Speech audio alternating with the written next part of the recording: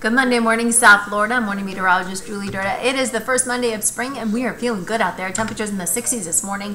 Now, you will notice a backdoor cold front. That means it's going to be coming in from the northeast, where normally we see fronts move in from the northwest. So that's going to bring showers to Fort Lauderdale, possibly scattered around parts of Fort Lauderdale into northern Miami-Dade around the evening commute tonight.